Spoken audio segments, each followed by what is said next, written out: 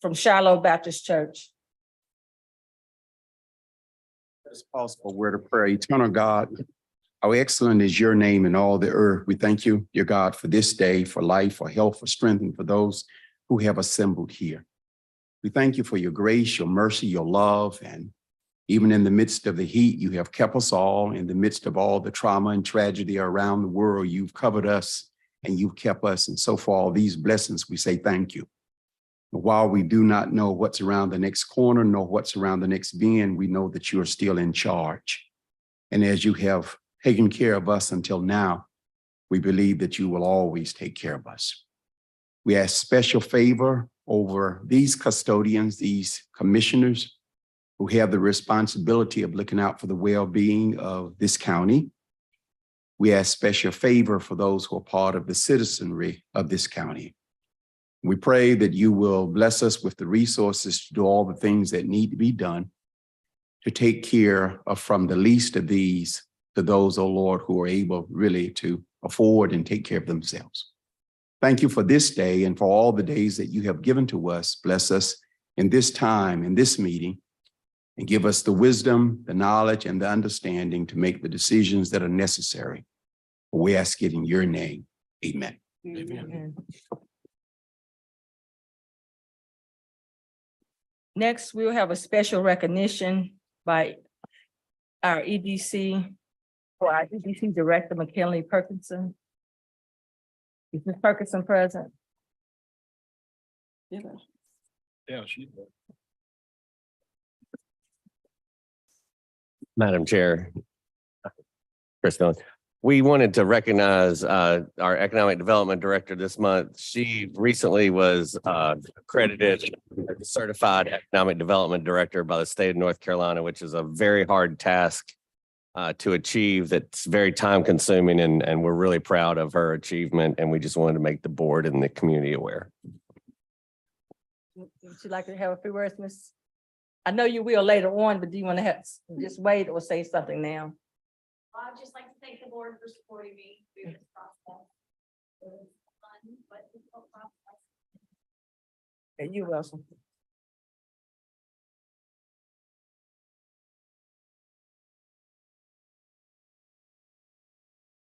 We now call the ABC Composite Board for reappointment chair to the ABC Board. We call this board into order for hearing. Okay, there is someone from the city of Henderson present. Is someone from the school board, I believe, Yes. okay. So there's no one from the city of Henderson present? They have a meeting tonight.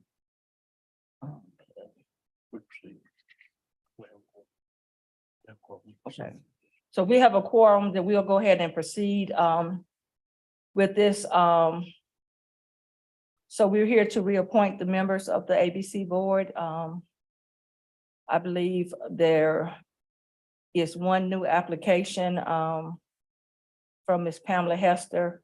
However, as we go forward, is there any motions by the commissioners in regards to this? Or would you like to have any words concerning the composition of the board? Madam Chair, I'll move that we appoint Jerry Stainback to the position on the Second. ABC. Okay, motion has been made that we reappoint Paul Jerry Stainback as a member of the ABC board. It's been made by Commissioner Brummett, properly seconded by Commissioner Hester. Now, all those in favor? Aye. Any opposition?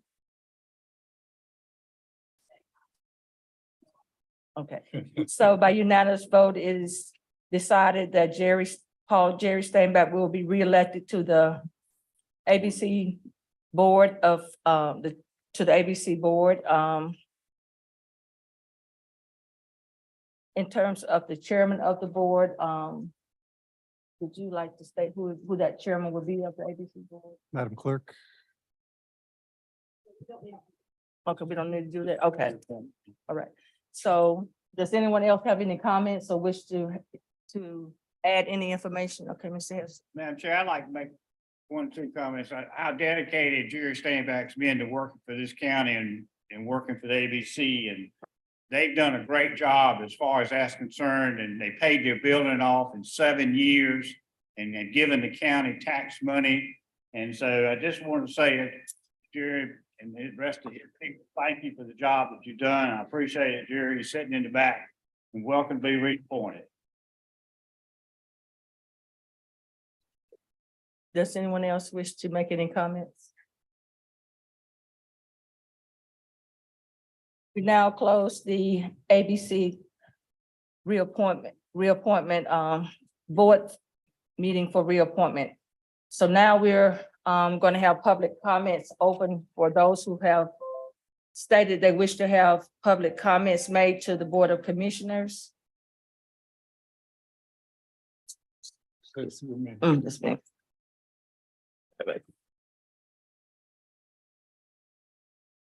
Start right there.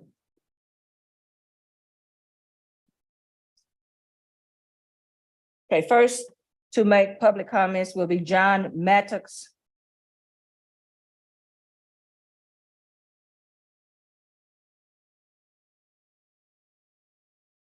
Thank you so much. I'm here. I'm the program director at Advanced Recovery. We are an opioid treatment program here in Henderson. We've been here since 2013. We serve about 400 people a day who are burdened by the one of the twin epidemics that we're fighting in this world. So we have two epidemics. One is the opioid use epidemic and the other is the overdose epidemic. I'm also here representing the Vance County Substance Abuse Collaborative. That's a group of providers who are trying to generate energy and focus on treatment and reducing harm for people who suffer. So it's Vance Recovery, it's Legacy Human Services, it's North Carolina Harm Reduction, it's the Health Department of Granville and Vance, Rural Health Group. We have Relief Integrated Care, Value Health, Vision Behavioral Health, and we're just here tonight to say we are ready to serve in whatever capacity would be helpful. We, just for example, we have harm reduction out to our clinic every month. People who engage in harm reduction activities are about 60% more likely to engage in treatment. Harm reduction keeps people alive. So we'd be thrilled to have anybody come, anybody from the community. It's a Zoom meeting, 1 to 2, the first Friday of each month. And if you send me an email or send anybody at Rural Health an email, we'd be thrilled to just start a conversation. We'd also be looking to support whatever the county is thinking about in terms of its harm reduction and or treatment efforts for the opioid settlements. Thank you very much. Thank you. Next for public comments is Antelmo Salazar from HENFACT.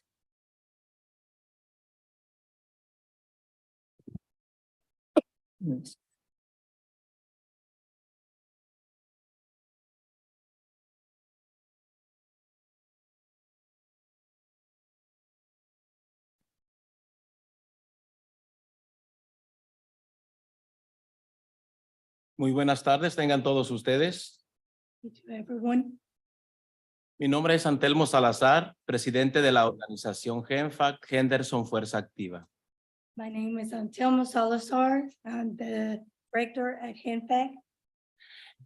Primero que nada, gracias por darnos la oportunidad de estar aquí. Thank you for allowing us to be here. Queremos compartir con ustedes nuestros logros durante 14 años con la comunidad hispana. We want to share our 14 years that we have worked with the community. Y también queremos mencionarle que nosotros sabemos que ustedes tienen el poder de decisiones. And we already know as well that you guys have the power to as well. En los recursos que se manejan aquí en el condado. With everything that was helping the community. Y queremos mencionarles que a veces hay leyes que no favorecen mucho a nuestra comunidad hispana. There's some laws that we have to confirm that it does not help our Latino community. Y quiero mencionarles también que la comunidad hispana es una comunidad que contribuye a este país. And our Latino community here helps and assists too in Vance County. Y nosotros estamos felices. Yo en lo personal tengo 30 años viviendo en este condado. I'm very happy that I've been living here for 30 years already. Y he visto esos cambios que nos llena de orgullo para Henderson. And I have seen the change as well that helps in the community here in Henderson. Nosotros les hemos mencionado maravillas de este condado. We have shown you a lot of stuff that have helped in change as well. Hemos despertado el interés a nuestros jóvenes en la educación. We have shared the information with our youngest one, Latinos, in the education. A los padres cómo deben llevar una vida en conexión con sus hijos. And the parents as well, communicating with their teens. Hemos crecido también invitándoles a registrar el voto para hacer fuerte este condado. We have also invited the community to come and register to vote. Nosotros amamos este condado We love this county y queremos ser incluidos de parte de ustedes. and we want to be included as well. Ya visitamos a la legislatura en Raleigh We already visited the state stated over there in Raleigh, y hablamos con nuestro representante dándole la misma información. and we have spoke with our representative, giving the same information. Muchas gracias. Thank you. Thank you. I just want to say that I did have an opportunity to visit with HENFAC and meet Mr. Salazar. I enjoyed the experience because a lot of times when we take the opportunity to learn about other cultures and other ethnic groups, that a lot of times we get a lot of information that can be helpful and we can impart information that can be helpful. And we just want to say that we do appreciate your input in the community, and we hope that you will continue to be productive citizens here. And if there's anything the county can do, which is in our power to do, just feel free to reach out to the commission. Our clerk is Kelly Grissom, so you can reach out to her, and we do appreciate you coming tonight and letting us know about your program. Thank you. Thank you. Thank you.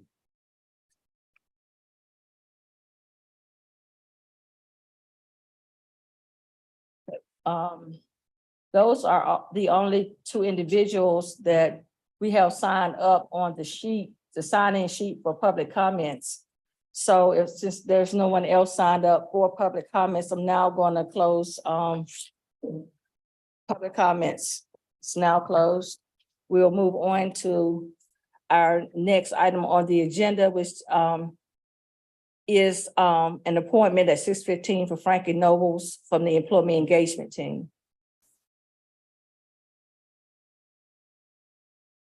Good evening, everyone. Good evening. So this month, we're gonna have our nominee is from the tax office.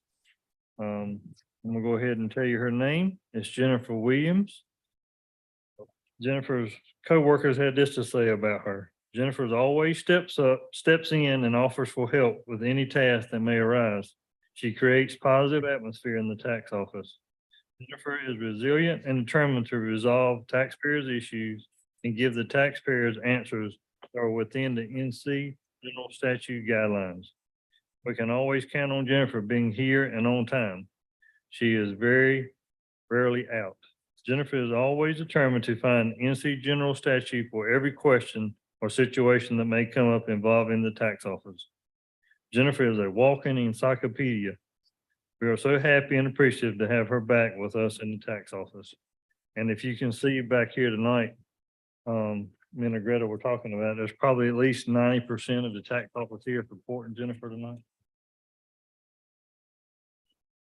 Portia, you want to come up and say something? Come on up, Jennifer.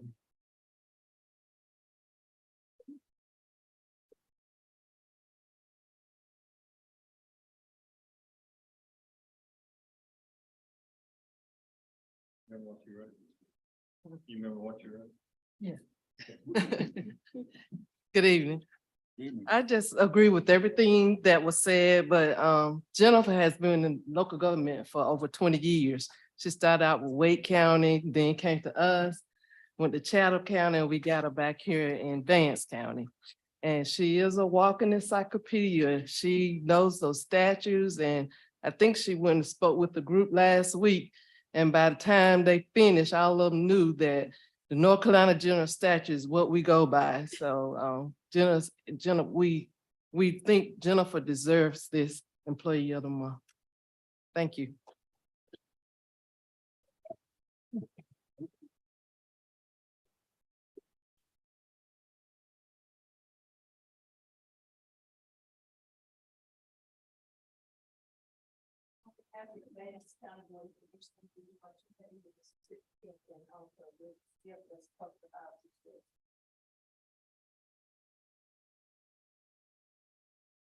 Ready? 1, 2, 3.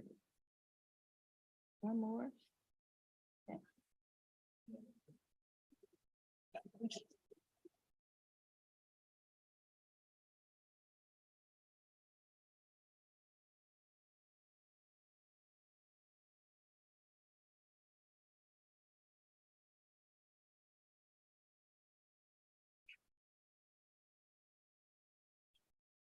Next on our agenda, we will hear from Crystal Morphus from Creative Economic Development Consulting.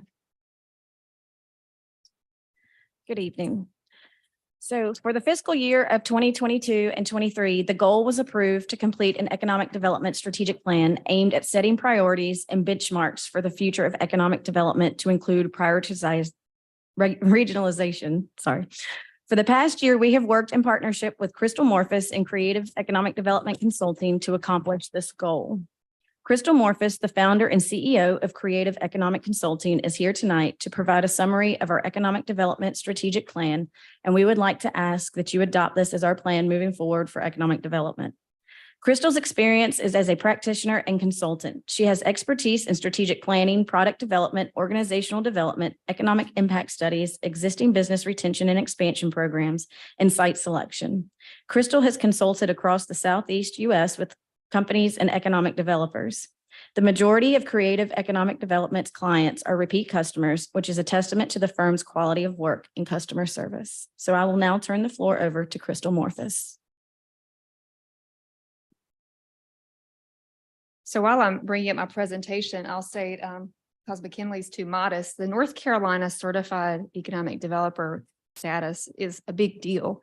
It's not just that you sign up and sit in some classes, although you do that and you do learn a lot. There's a capstone project and not everyone passes. So you actually have to do a lot of work. You have to learn a lot. You have to complete a capstone project to the satisfaction of some pretty hard graders. I know because I was one of them a couple of years ago. So it's a really big deal. So I'm really glad that you recognized her for the effort that she put into that program, and also commend you for supporting staff development, continued development, and economic development. So I'm going to review the strategic plan. I see some familiar faces of people who participated in that plan. Also saw some in the audience as well. And as you know, a strategic plan is a roadmap and a way to prioritize resource allocation, especially when you have limited resources, which every organization does, and of course, this county and the economic development EDC. So the strategic planning process, I won't go into a lot of detail, but it had a lot of input from the business community, from community leaders. We also reached out in interviews to your allies at the local, regional, and state levels. And this took, as McKinley said, several months to work through. Part of the analysis included an economic and demographic profile. You've got the in-depth version in the written plan, but just a few highlights. This will not be news to you. One of the reasons that this county is committed to economic development is to retain your best and brightest young people and to attract new citizens, because population, of course, has been declining across the state. In the last census, half of the counties lost population in North Carolina. You also know that you need an educated workforce, not only to retain the companies you have, but to attract new companies. And in this community, you definitely need workforce development. You have a higher percentage for the population with a high school education or less. And we all know that to obtain a breadwinning job today, you need more than a high school education. One of the reasons you invest in economic development is to boost household income. You want an income that is at least on par with the region and hopefully striving to reach parity with the state. This may look like a good statistic. It is more affordable to live in Vance County, in Henderson and Vance County, than other places. But we also heard from people that there's a need for improved housing stock as well. So labor is the three L's of economic development: labor, labor, labor. It's all about labor. Companies want to see a talented pipeline of workers for the future, and the labor force has been declining. And this is not just Vance County, it's all across the state, and rural America really has struggled with labor force. That's why investments are needed for the future. The unemployment rate, which has been declining since the height of the pandemic, is still above state level. You again want to reach for parity. One of the things I'll draw your attention to, and as we talk about how people are segmented in the workforce, manufacturing has a higher multiplier rate in the economy than other industries. And so that's one of the reasons that your economic development program focuses on attracting advanced manufacturing and other sectors that pay high wages. You'll notice on this slide that the #1 employment sector is retail, which is a lower paying sector, and you want to flip that so it's a higher paying sector. And you know that your community is a regional economic hub, a retail hub, that people drive from across the region here to eat, to dine, to shop, to stay, and so you're a regional hub. So after the economic profile, I want to share a few highlights of the business survey. We had 98 responses to the business survey. The respondents were in healthcare, professional services, and nonprofits. Most of them are longtime businesses, most of them were small, and most of them were stable. When we asked them, why did you locate your business in Vance County? The #1 answer is that they have a personal or hometown connection. This is informative for your marketing strategy. A lot of people that start businesses here and grow businesses here have a personal connection to the community. Second reason, location. So the 3 L's of the realtor's mantra: location, location, location. Your location on the interstate, and of course your location near the Research Triangle region.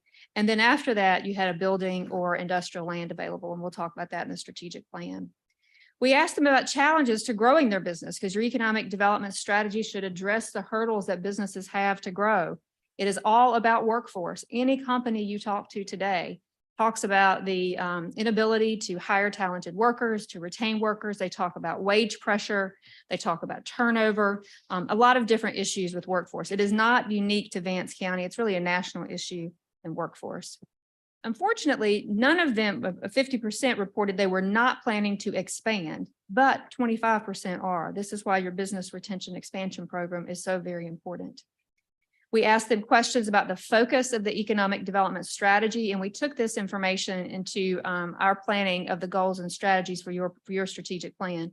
Businesses want to see you investing in retaining and growing existing business, attracting new companies, supporting workforce development, and the development of space that will help them grow and stay here, as well as attract other companies like them. Similarly, they want you to invest more resources in those top 4 items. Again, business development, product development, we call it an economic development, and amenities. So all this fed into a SWOT analysis: strengths, weaknesses, opportunities, and threats. Of course, this will not be news to you living and working in Vance County. I'll call out just a few highlights. You know that interstate access is key. If you go back to that survey, a lot of the location reason, the location this answer cited is location, but also the community college, schools, your proximity to the Research Triangle. You know those are reasons why not only businesses locate here, but people do. You also are very well aware of the challenges or weaknesses this community has with, again, some untrained workforce. I mentioned skill level, competition from your neighbors, intense competition in economic development. You also have a lot of opportunities for the future, and we'll talk about those in the strategic plan. There's opportunities for small business development.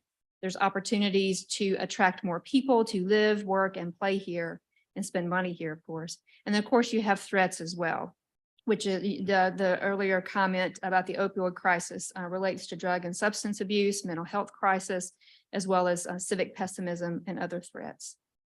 We also looked at product and economic development, that's sites and buildings. I did not put the spec building still under development, and it'll be on here and we marketed. So buildings are important because 65% of expanding companies want a building and 17% prefer a building. That's 82% either want or prefer a building. And I'm talking about a modern manufacturing building with high ceiling height. When you talk about sites, you have two main industrial parks that you market. And I'll make a comment on those. You need to be looking to the future beyond those, just a couple of projects away, and you would need more industrial land for industry growth in the future. We also looked at regional alignment. Economic development cannot be done in a vacuum. Cities need counties, counties need regions, regions need states. We all have to work together to attract our industry and to develop our economy. I highlighted the sectors that from the region that align with Vance County. So advanced manufacturing, ag tech, agricultural technology, the EV industry and battery technology. We've had some significant announcements in North Carolina, and that supply chain is developing across the Southeast. There's a lot of opportunity in Vance County for that industry.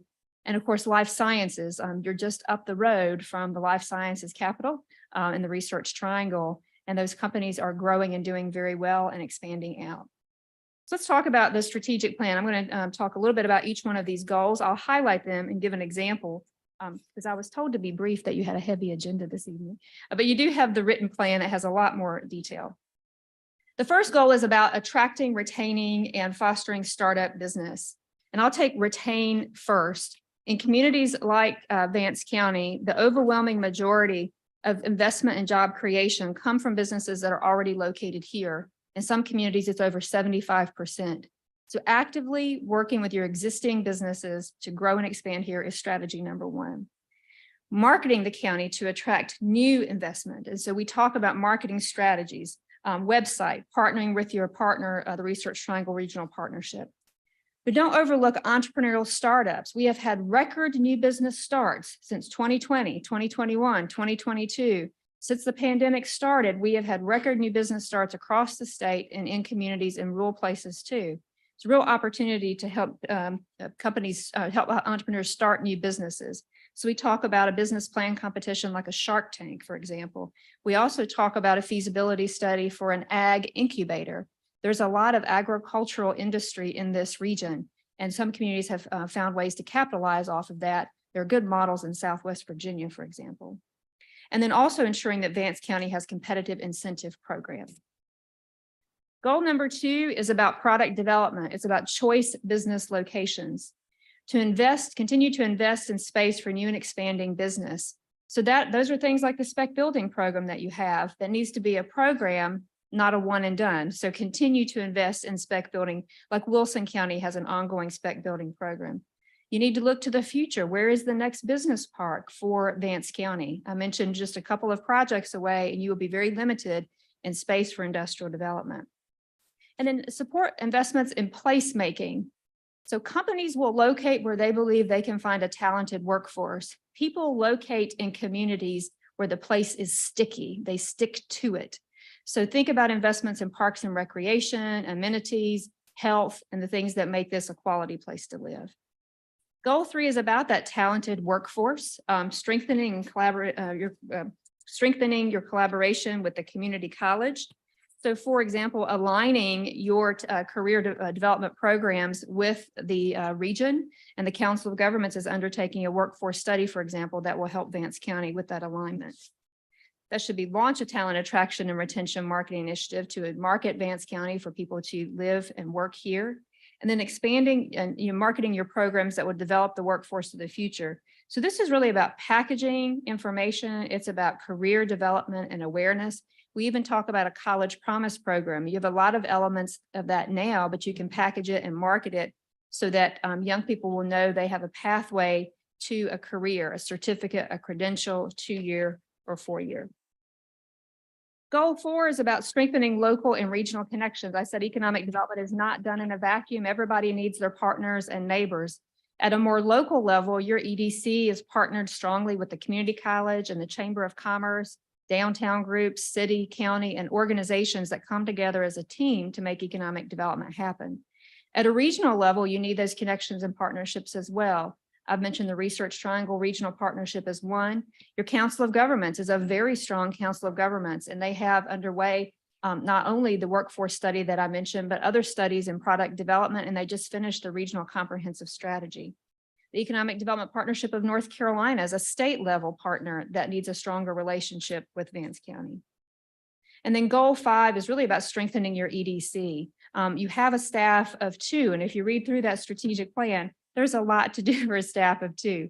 They're going to need support from this board, municipal boards, from the EDC board, and everyone pulling together. So we have recommendations about investing in organizational development, which are the policies and programs of the organization, but also developing that board and leadership as well. Investing in the implementation of the strategic plan. We outline new resource allocation that will be needed. Again, if you read through the strategic plan and all those action steps, resources both in staff as well as funding for programs will be needed. We talk about other ways to engage the private sector for leadership and funding for support, and to make sure you retain the quality staff that you have, and then measuring the success of your economic development program. There is an implementation guide in the strategic plan. We make recommendations for some low-hanging fruit for year 1, and then also some mid-range in year 2, and then year 3+. To give you an example, something in year 1, which I think you already budgeted for, was joining your regional organization and starting to integrate talent marketing messages in your current website and marketing social media. Year 2, some items, for example, are the long-range product development plan and working for an ongoing spec building program. I think the one you have will be filled very quickly because buildings are hot right now. You'll move on to the next one.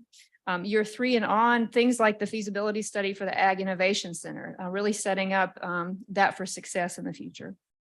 And then we do have some recommended measurements or metrics of the organization, things to measure and report back, like the number of available buildings, available sites, website and social media traffic. So how is your marketing program being received? Collaboration on community projects, for example. And there are other metrics in there that are mentioned, but these are a few that are highlighted. So some next steps for this board to endorse or adopt the strategic plan. I know staff has already started pulling some things out for implementation in this year. But really start planning ahead for those larger initiatives that's going to take wider support and more resources in the next fiscal year. We know that economic development is a process. It takes all of you pulling together, takes investments not only in the organization and programming, but long-term investments in the community and education and infrastructure, as well as placemaking. So with that, I'll be glad to answer any questions of the board.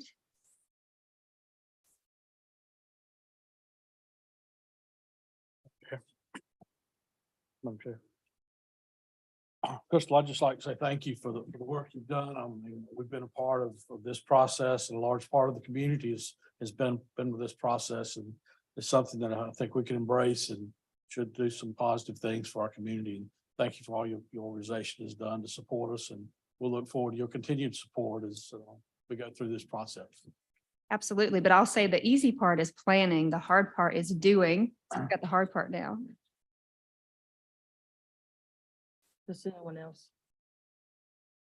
You have any comments? Well, I can make a few. I have a couple of questions. When you put up the SWOT analysis, you talked about one of the weaknesses in the county was ordinance enforcement. Would you like to expand upon why and how, and what's the impact of that? Sure. So Your SWOT analysis, you put that up as a Yes, for this yeah. county. So that came out of a community input session. We held an input session, had 20, 25 people. And one of the things they talked about was appearance of the community, and appearance matters. One of the things I'll challenge you to do the next time you leave this community, set your GPS. So don't come the way you know, come the way that is Siri or Google will bring you, and take off your blinders and look at your community. And look at broken windows and overgrown yards and trash in the yards. Look at broken down vehicles, look at boarded up places, and look at your community and see it how an outsider would see it.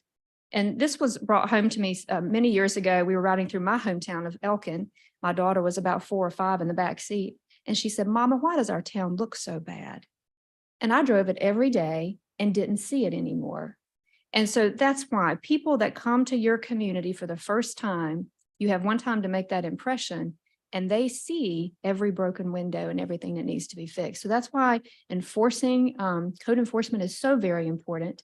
That's why working on dilapidated and vacant properties. That's why working on noxious weed ordinances and all those things that are important to a community, because outsiders see that. So basically, you're talking about the appearance of the county. You Yes, talk about ordinance enforcement. yes, That's what you're talking about. yes, code Not enforcement. any other ordinances that we have in the county. Yes, mainly code enforcement and ordinances for beautification and appearance. Yes. The other thing I found interesting was, I think the state advertises one of its great economic engines in the state is agriculture. Yet on your chart, you say the agriculture community has nothing going on in the hiring industry. Would you explain that? Sure. How could it be the greatest economic industry in the state, and yet on your chart, it says we don't do any employment there? So employment in agriculture is really small, but the benefit is that most of the products are sold outside of the area. So they bring dollars from outside your community in. So I'll give you an example. If you spend money at the local dry cleaner, it's your dollar being circulated within the community. But if you sell something outside of Vance County and those dollars come in, that's new money in. So agriculture is usually selling outside and bringing dollars in. So a lot of value add there. So the economic benefit for agriculture is that outside dollars coming into the community, and not in employment. Employment in agriculture has not been growing. It's become much more technologically efficient. The Ag Innovation Center that we recommend studying could be something kind of like a commercial shared use kitchen. Those are in communities that are used to, so that local farmers can realize the end value of their product here. My last question to you is under goal number 5. You talking about investing in organization development. What does that mean? So investing in organizational development, those are things like board development for your EDC board and economic development leaders to participate in training to broaden their understanding of economic development. It's also about investing in staff development, just like you did with that advanced certification. It's also investing in organizational analysis and benchmarking. How does this organization benchmark in terms of success, in terms of budget, in terms of results for other organizations? It's also investing in the strategic plan and ongoing updating and implementation of the strategic plan. Yeah, thank you for the questions. One thing I was wondering if you had an opportunity to include in your report was the impact study that was done in 2019 on McGregor Hall. No, we did not. We discussed McGregor Hall in the input session, but we did not calculate that or use that calculation in our analysis. Let me bring you up to date. That's McGregor Hall at that time was bringing in about $3 to $4 million. Study did, Tom White did, and the other end, Bruce McDonald from NC State. Well, it's been programmed now for them to come back after the fact of having the epidemic and then having the other. They come back now, they're going to come back and do another study, and that impact study will be done in August and will be out in September. And I can assure you from looking at where it's at and where it's been and where it's going, it will make a big difference. It probably will end up being double as far as the impact statement, as far as that's concerned. And you can realize that facility and that library were built down there with private individual monies, not tax money. Mhm. So I would think we needed to include that in what we're doing in the future.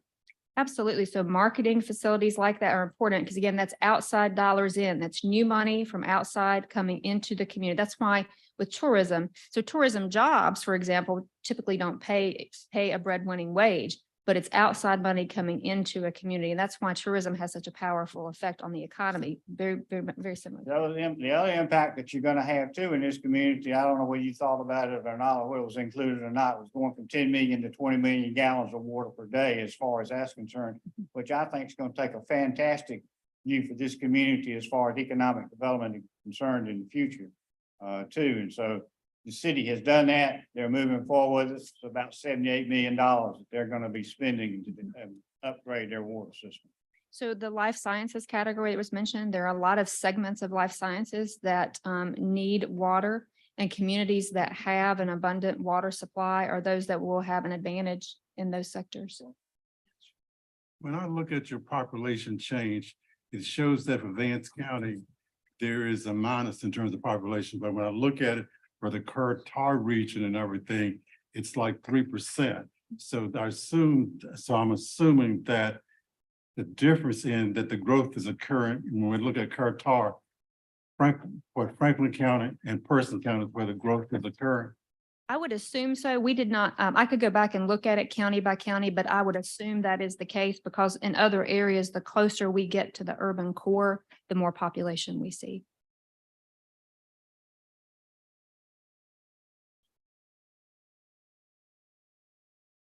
Any more comments? In closing, I would like to commend to this board on investing in a strategic plan. It shows that you know the value of having a roadmap and a strategy for your economic development program. I look forward to learning about all the wonderful things you're going to accomplish going forward, hearing about the investments that you're going to make and tracking your continued success. Thank you very much for allowing us to facilitate this planning process. We've enjoyed engaging with all of you. Thank you. Madam Chair, I believe the requested action tonight is to approve the strategic plan. And I'd make a motion that we approve that. Second. The motion has been made that we approve the economic strategic plan. It's been properly seconded. Any discussion? All those in favor? Aye. Any opposition? Ayes have it, so moved.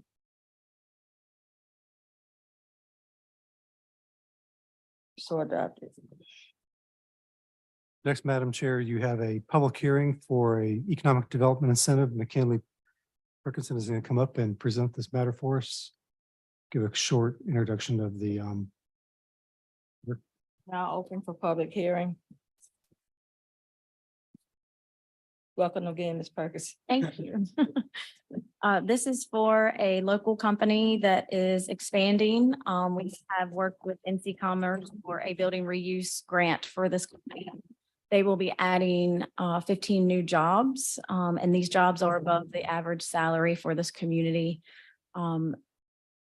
We have worked with NC Commerce, and they will make their decision in August on the 17th, but we do have a 5% match for the grant that we are requesting. This would be a positive move for the community. Like I said, it's adding jobs, and they will be investing almost $200,000 in your company to expand. This company has a long-standing length of being successful in this community. So this, again, is going to be a positive expansion for us. And to add to that comment, Madam Chair and board members, so the $75,000 building reuse grant from the state requires a 5% match on behalf of Vance County. So you have a $3,750 preparation to make this transaction occur. So it's recommended you consider any public. Madam Chair, I'll make that motion. Madam Chair, you need to open it for the public comment first. For anybody in the public who'd like to speak on this. Okay, I'm sorry. Does anyone have any comments from the public to make in regards to this grant that has been approved by the Department of Commerce for Project Mineral? If so, you may speak. There being no public comments, motion has been made by Commissioner Hester. Close the public hearing first. Okay. Going to close the public hearing. Motion has been made by Commissioner Hester, Second. been seconded by Commissioner Brummett. Any further comments? All those in favor, say Aye. any opposition? Ayes have it by unanimous vote. Next, gonna open for public hearing, and we're gonna hear from our Planning and Development Director, Keith Callahan.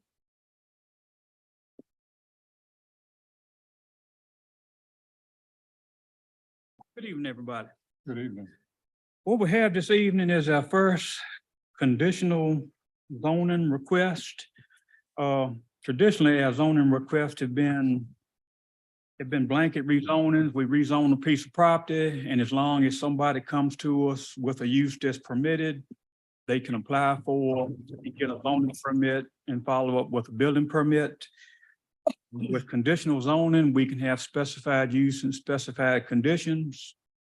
And in this case, the specified use is a major subdivision off of Poplar Creek.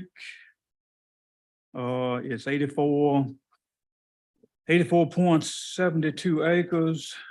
Poplar Creek is the same road that Vance Granville is on, close to the interstate. They propose 120 townhomes, 85 patio homes, and 85 single-family dwellings. And in your packet, you have got conditions they have agreed to, and with conditional zoning, we have the flexibility to have conditions agreed to by all parties.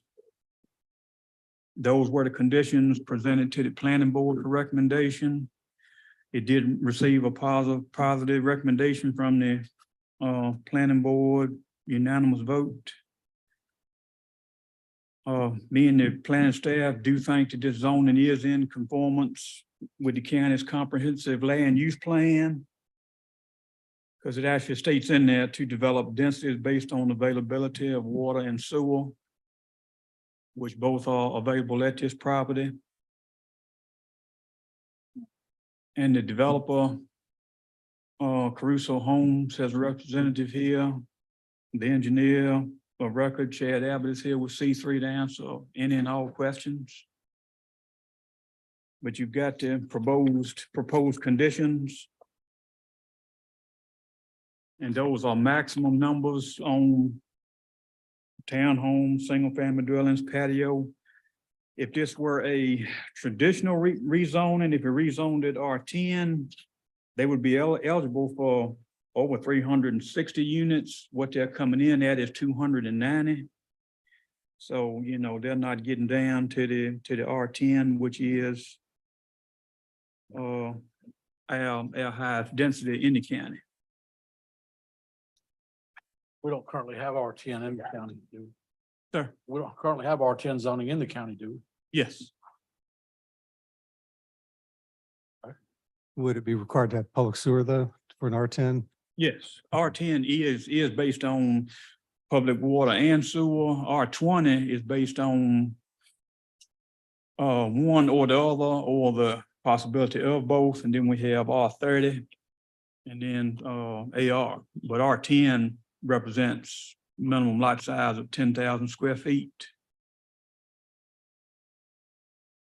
Madam Chair, can I suggest two things, if I can just add some comments, and also maybe suggest we read the 13 items that are being recommended as conditions on this conditional zoning. So just kind of to add some of the comments that Mr. Callahan made. When this first went to the planning board, this has been kind of a process that's evolved from the planning board all the way to you tonight as the Board of Commissioners. It was more in I think a map form when it first went to the planning board. Then it came to the Planning Environmental Committee, of which the three commissioners, myself, the county attorney, Mr. Dillon, and I think Mr. Kelly was at that meeting as well. As one of the three. I think we had Mr. Sean there. In that meeting, a number of these conditions were hammered out, and one of the new nuances of conditional zoning is that the county and the developer come to an agreement as to what those terms and conditions would be. So after the Planning Environmental Committee staff sat down and tried to read the minds best we could of the Planning Environmental Committee, the engineer, the developer, all the folks in the meeting. So the 13 conditions we have may not 100% represent everything that came out of the Planning and Environmental Committee. And there may be some members here tonight that may want to speak to other things that were talked about at that meeting. But the 13 that we captured and that we were actually able to get the property owner and the developer to sign off on prior to coming in here were, I'll just read these real quickly. Mr. Callahan's kind of alluded to some of these, but number one, permitted use is single-family homes, maximum of 85, townhomes, maximum of 120, patio homes, maximum of 85. In addition, number two, the subdivision shall be required to connect to municipal water and sewer. Number three, the street shall be constructed with curb and gutter, using curb and gutter. Number four, street lighting required and will be consistent with utility provider recommendation. Says contract for street lighting to be managed through HOA, the homeowners association. Number 5, the HOA to contract with the solid waste provider, and each homeowner shall participate in the provider's program. Number 6, final street design to include 2 entrances off Poplar Creek Road, 2 means of ingress egress to all sections of the development. Number 7, land in the subdivision site not contained in lots, streets, and utility easements shall be in 1 or more contiguous parcels dedicated or reserved as open space for the life of the development. The title of the open space shall be conveyed to the homeowners association that is responsible for managing the open space for its intended purpose. Number 8, the HOA as owner of the open space shall be responsible for maintaining the open space, including retention ponds, so they function effectively and as designed. Number 9, retention ponds shall be fenced. Number 10, open space for the subdivision shall be a minimum of 23% of the total parcel, including retention ponds. Number 11, construction of all residences shall be stick-built with on-site construction. Number 12, landscape plan to include tree planting along all streets and subdivision. And lastly, number 13, entire parcel limited to no more than 4 units to an acre. So that's where we are as coming into the meeting tonight.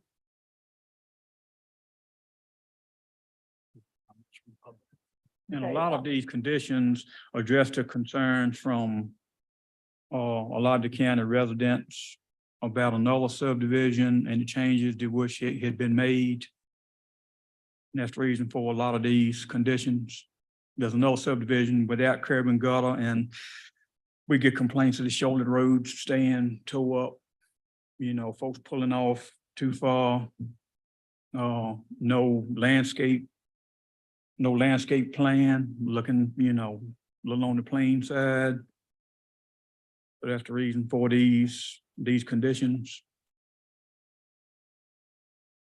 Okay, so the planning department has had an opportunity to review everything that's required by state and local ordinance to be complied with, and they are approving this development to be able to come to Vance County. Is that correct? Yes, ma'am. We do feel as a planning staff, this does meet sound planning principle.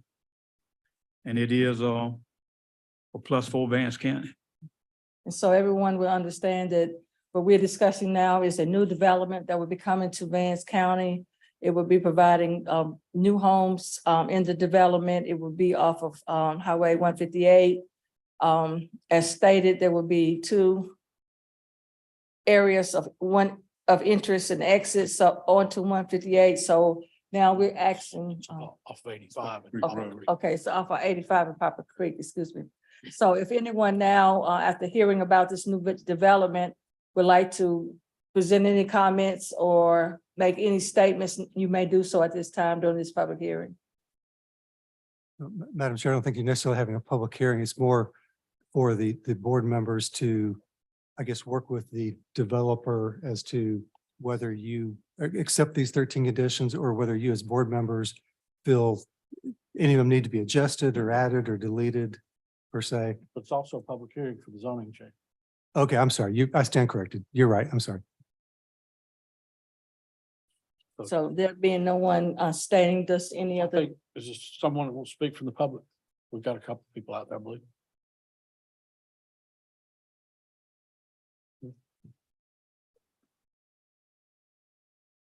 I'm Brian Greenway, and I live on the Poplar Creek Road, and I've been working with Mr. Brummett probably last several months on trying to get a road study done at 158 bypass in Poplar Creek. We're averaging roughly 2 to 3 wrecks a month in that intersection. Right now, we do have a flashing light, but with so many distractions these days with cell phones and with the College Station right there on the corner, it's just a lot of traffic trying to get in and out of that area. And I think a road study would do great. To hopefully they can determine if we can get more than just a flashing light. Maybe we can get stop lights at all 4 ways, a roundabout or what have you. I think would really benefit that intersection. I would just like to see it done before we have a fatality in that intersection. Right now, like I said, we have about 2 to 4 wrecks. There's no, to my knowledge, there hasn't been any serious injuries, but I think to get a rating that we need, unfortunately, we have to have a fatality to get focus on the intersection, to get studies done, to get something changed other than just having a flashing light and stop signs. Thank you. All right, thank you. Were you able to contact anyone in regards to that? Yes, I tried contacting NCDOT, the new Division 3 engineer. Unfortunately, was on vacation this week. There was nobody else within the division that could answer the question in terms of a TIA, a traffic impact analysis study. I know the developer, I think, had some comments on that. I did talk to the representative, Mr. Bruce Witten, this afternoon. One of the things some of the board members had talked to me about was maybe adding an additional condition on maybe a 14th condition, basically saying that a complete traffic study would be provided prior to the submission of the final subdivision preliminary plat. And keep in mind, they will go through a subdivision submittal process for the street layout, street dedication as such. This is just the rezoning of the property tonight. But if you wanted to add that comment, and again, the developer may want to provide comment on that as well. Okay, I think was it someone else that wanted to make a statement?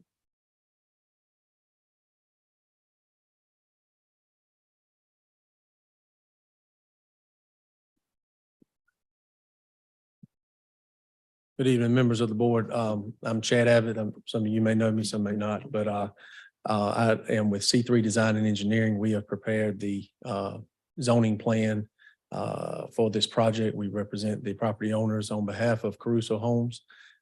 Met with several of you already regarding the layout, some of the conditions that you've discussed here tonight or this evening. And I have a PDF copy on a flash drive I can plug in if there's any further questions or needs to look at any details. I would say in response to the gentleman who just came that we have agreed, and I was asked by staff if I had anything today. I was asked to bring it, and I can circulate this, but it's an email chain.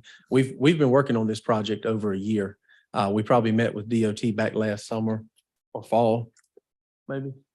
And I know we met with staff last July, trying to figure out what avenue this project should take and how we should propose it to the county. So we've not thrown this hastily in front of you. We've been working on it for about a year.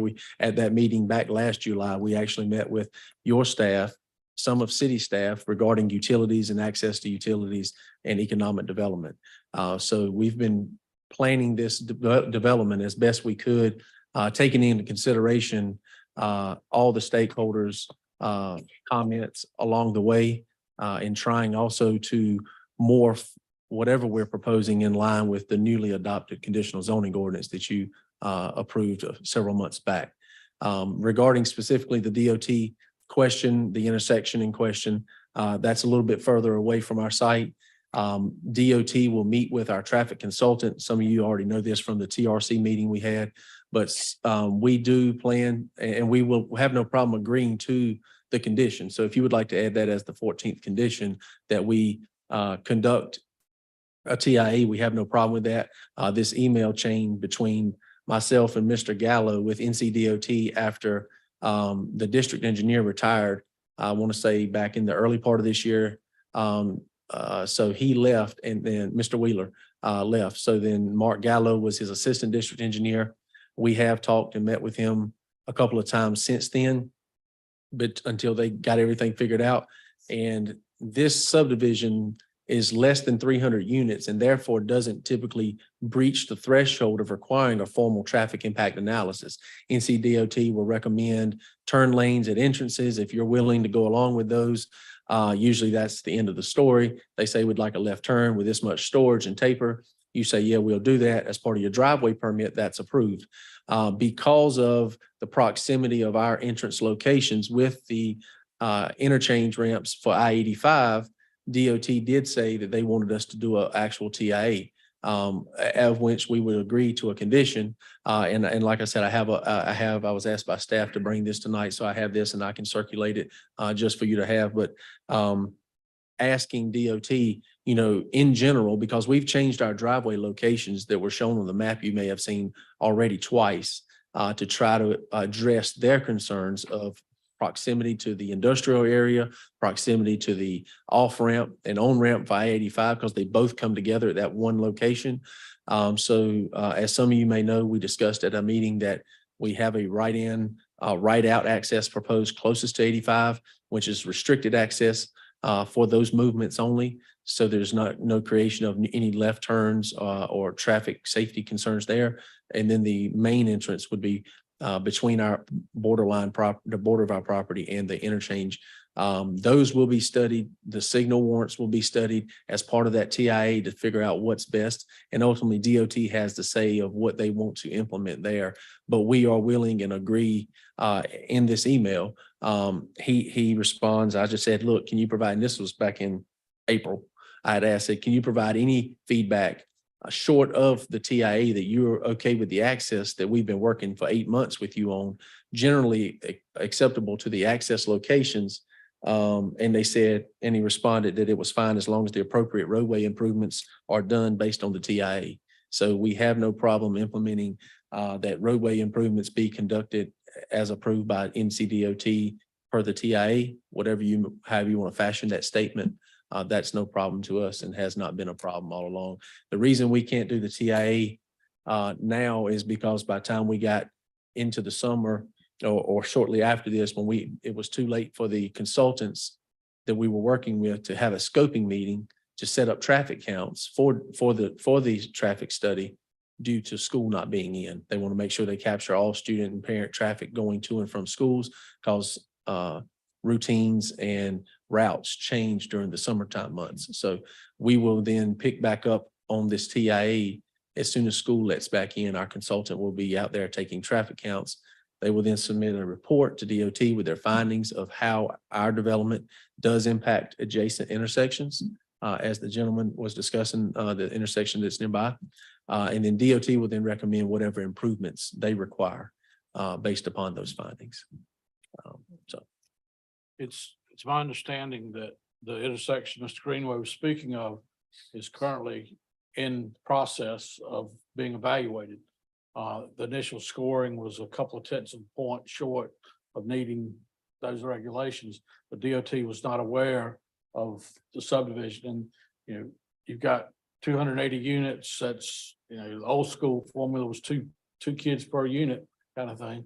So that's 560 kids, of which some of them will be going to Dabney Elementary, which would be going through that intersection twice a day. Yeah. And so those things we feel may have some impact on creating a more safe environment in that area for our public. Well, if that study's been done, and so those level of services have been dictated for that intersection. It's currently in review. Yeah, well, then DOT is aware of our intentions for the property now, so that we can don't have no problem coordinating. But what I was going to say is, if that study would have been done and said, hey, this is short a couple of points, DOT would have the metrics to view any additional trips per day once that study's been done to set what those parameters were. It's operating at level C, level D. They would know how many more trips would trigger. And obviously they could easily say, do your trip generation to show how many people you would allocate towards that intersection. And if it trips it towards that,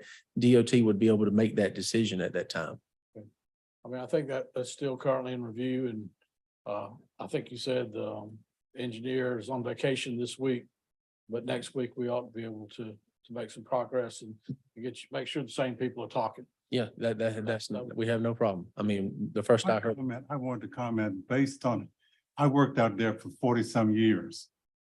And community college in terms of the traffic,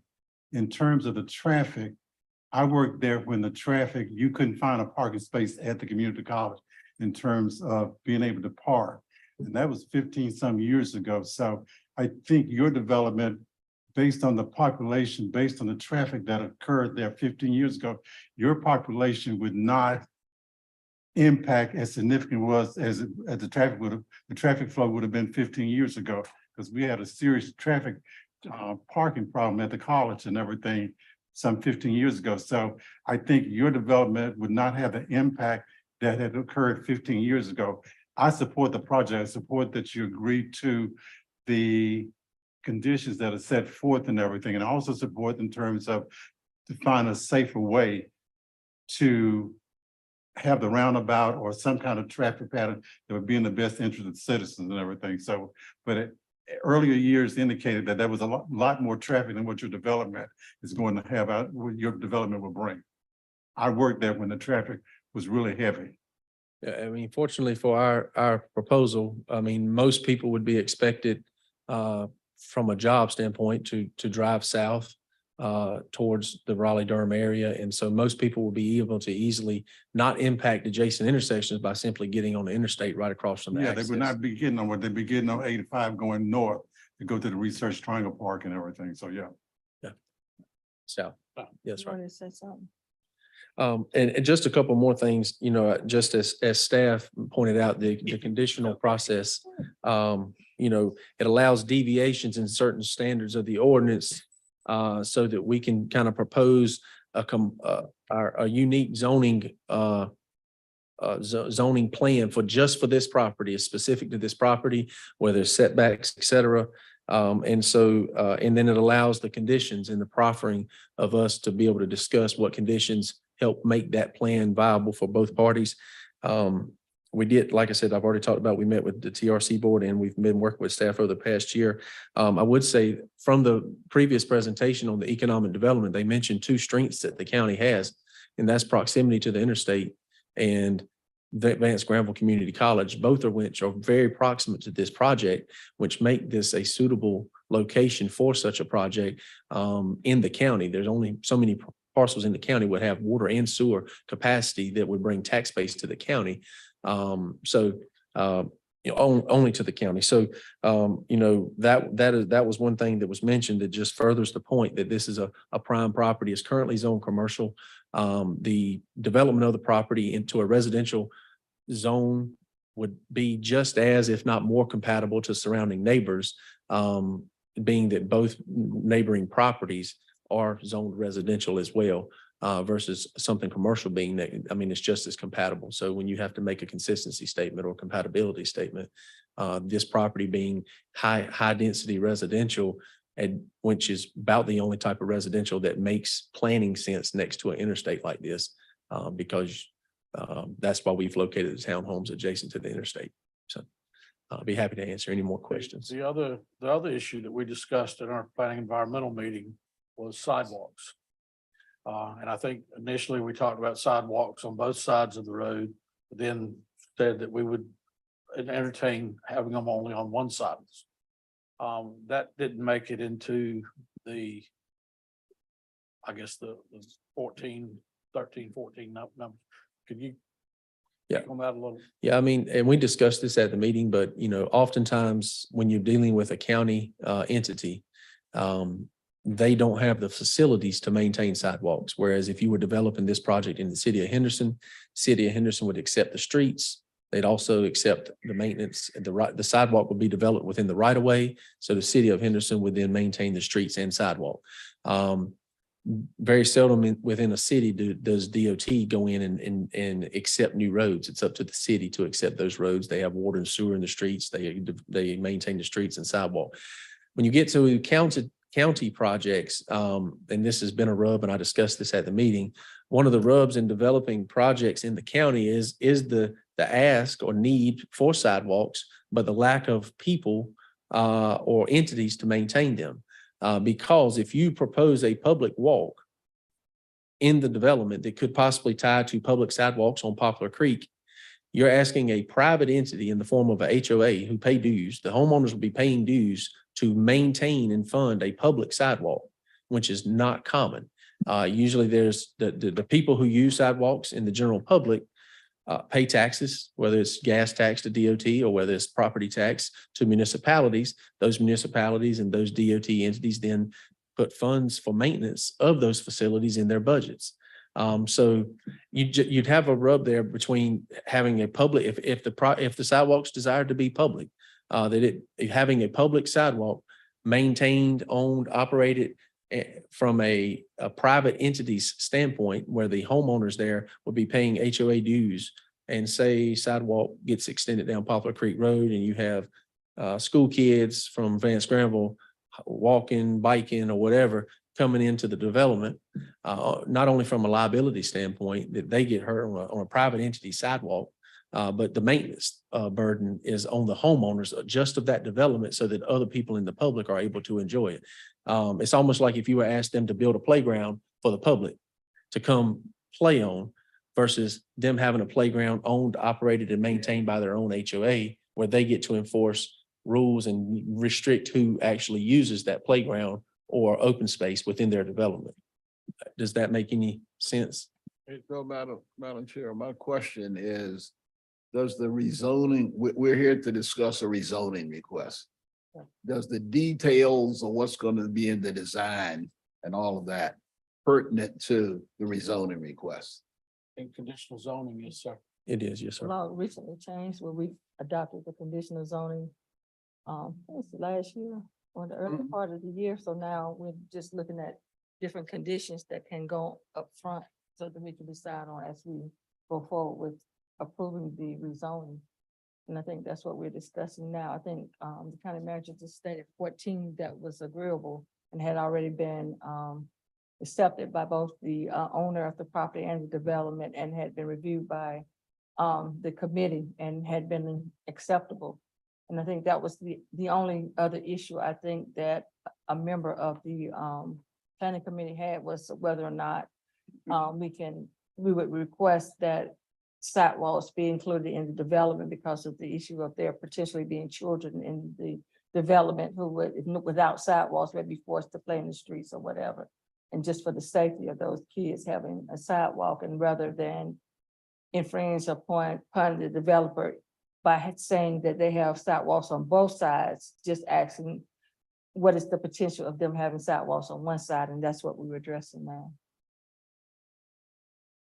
So Mr. Hedges, did you have any questions that you want to ask? I think everything's been covered as far as that's concerned. Totally. The only thing that I can say this from an economic point of view, and looking at far as economic development is concerned, a lot of the companies that are looking in this area right now, one of the things they look for is for places to live. And we're short of places to live in this community, in this town. I want to thank you all for coming to Vance County. I think you're going to help us overall. I mean, I would, it's unfortunate that the DOT people are on vacation this week, but it's my understanding that in some communities now, they've done encroachment agreements within the right of way to allow the sidewalks. Is that, are you familiar with that? I mean, I'm not, it's not their norm to contract with private entities on an encroachment agreement. I have had certain situations when it was a utility connection where it was a private water line or sewer line that needed to encroach in the right of way to tie to a public system, that they've allowed that. And I'm not saying that they would not allow a private entity to put an encroachment agreement together so that it could own and operate a walk. It's just whether or not, if that walk is ever deemed to be public, like I said, you have a private entity maintaining, HOA people maintaining a public sidewalk. It's for use by the general public that don't pay taxes to help keep up that sidewalk, if that was ever to be the case. That's why historically, when I've done other developments. Historically, you don't have that type of density in rural areas either. So what we're doing here is trying to do what makes sense. It's right off the interstate, just like you said, everything you said makes sense for this to be there. It's good rooftops, good rooftop counts for economic development. All of those things are positives, but we want to ensure the safety of the. I understand where you're coming from. Yes, sir. And that's all. That's just that point there is where, I think it's important. All right, if there's no further comments from the public, We've got to get resolution. on the sidewalk thing. We don't have it. That's what we're talking about now. Is there a way to word that gives flexibility? Sir? Is there a way to word that, the sidewalks, that gives flexibility in the development process of that? I mean, if they were maintained privately and it was held privately as private sidewalks, I don't know if DOT would allow a private sidewalk in the right of way. But if they would, it would just need, the biggest difference is whether it's a public or private improvement. The roadway is obviously public. DOT maintains the road, and anything within the right of way is is accessible to the general public. So it's really got to do with how we label it and title it. You know, that's the biggest thing is if we, you know, requiring a public sidewalk to be owned and maintained by a private HOA entity is generally not been enforced. I don't say it's not been enforceable. I haven't seen it be enforced because of those reasons I mentioned I earlier. looked at a lot of developments in Franklin County where it's booming and growing. They have curb and gutter, but they do not have sidewalks. So I think it's you know, the recourse sidewalks is a little bit, you know, if you're gonna get a development that's gonna add to the property value of the county and everything, if we got curb and gutter, we're in good shape. I can name 4 or 5 developments already where the house are $500,000 in Franklin County and they do not have sidewalks.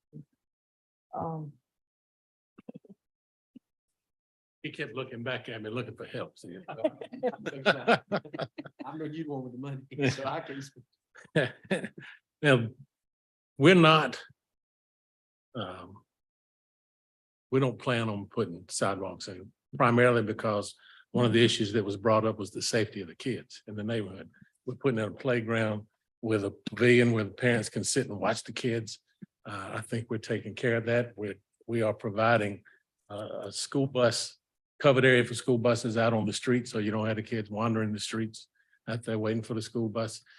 We are doing everything it is we can do. One of the problems that we're having, and you talk about the economic side of things, just in conversations with the division office, not the district office of NCDOT, they haven't given me a yes or a no yet, but I'm thinking that the HOA is probably going to have to look after the streets inside the townhome section and inside the patio section. So the economics of that situation really just don't work. So if there's any opposition to them, am I opposed to sidewalks? You'd be surprised how many accidents you have in rural areas with kids on skateboards running down the sidewalk into the street. That landscaped area is in there. They end up getting hurt that way as well. So there is a safety issue there, but I don't see it as being something that's overly concerning. Truthfully. My mother-in-law stepped over one and broke her hip. Yeah. So I believe that we have agreed to 14 of the issues. But at this time, I'm going to go ahead and close the public hearing. He's probably gonna hit me in the back of the head here. Okay. The TIA, I don't have any opposition to it at all. I think that's fine if you guys really want it, but I want you to think about where that company that's going to be doing the TIA is going to get their information. NCDOT. We've already had these discussions with DOT. They're going to give us a solution to what we're looking for there. Is it necessary? I don't think so. If you want it, it's probably not a problem. It just delays him working on the construction drawings if we get approved tonight. It cuts him out of about 3 months worth of work, which I don't know whether anybody makes a difference to anybody or not. But like I said, I used to work in Thurford planning at NCDOT. I participated in these TIAs quite a bit. Everything that they're going to produce with this TIA, DOT already has it. So We've not been provided any of that. it's there. The traffic counts are there, the directional patterns are there, all of that's there. All you gotta do is ask for it. It wasn't provided in the meeting we had. It hasn't been provided in any packet that I've seen. Provide, you want us to provide it? But you said it was already there. Yeah, it's there. And we can do that if you want it. Yeah, Does okay. does planning staff have that, Keith? Information he's talking about? Okay. He said no. Okay, all right. I'd like I said, I got one in the back of the head here. He said, shut up. I'm shutting up. Okay. Okay, as stated, I think the 14 conditions that our county manager stated has already been agreed to by the developer, by the owner, and now the board. You close this? So I'm gonna close the public hearing. Now, if the board members have anything else. Okay. I'd like to make a motion that we approve the rezoning request. Second. The motion has been made that we approve the rezoning request. Has been seconded in the discussion. Yeah, just point of clarification. that would include the traffic study part? Was that in your motion? I'm gonna go with the original, what he had, the 13 things he had. Okay, I thought we'd already talked about the 14th thing and. He said the traffic thing would slow him up. We don't need to. I want to slow him up. I don't want to slow him up. I'm so happy and proud of looking that we're raising the, and they're doing as much as they're doing. I'm concerned about the safety of the public. And they said they already have that information. It could be provided, and I think the way it was worded is that information should be provided prior to preliminary approval. Is that correct? Yes, we had language similar to that. A complete traffic study will be provided prior to the subdivision plat preliminary approval, specifically the TIA traffic impact. So what we analysis. were just told is that information is already readily available, so it shouldn't really hold anything up if that information is available. And that's a future He phase. said, go for it, and he said he'd get it to you, period. Okay, Mr. Whitten did. So I don't have a problem with it. okay. So the vote, is, all those in favor? of going Aye. forward? Now, okay, going forward with the 14 or 13, I just wanted for clarification. Tommy, was your motion? So are you okay with the? Madam 14? Chair. Okay, Yes, it was ma'am. seconded by Commissioner Kelly. So all those in favor? Any opposition? Madam By Chair. unanimous vote, all is in favor of us moving forward with the project. And we just want to say, welcome to Vance County, and we hope that you will have a successful project. And if anything that the commission can do, just please feel free to reach out to the planning department and also the commissioners as well. We look forward to rooftops, okay? Tax spaces. That's true. Step out of line.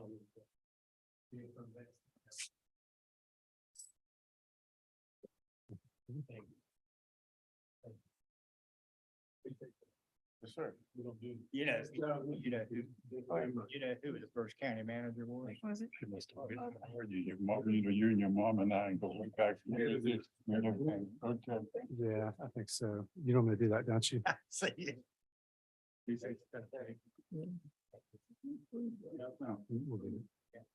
Madam Chair, Mr. Callahan pointed out, in terms of the rezoning, did the motion include the draft motion rationale for the Board of Commissioner approval?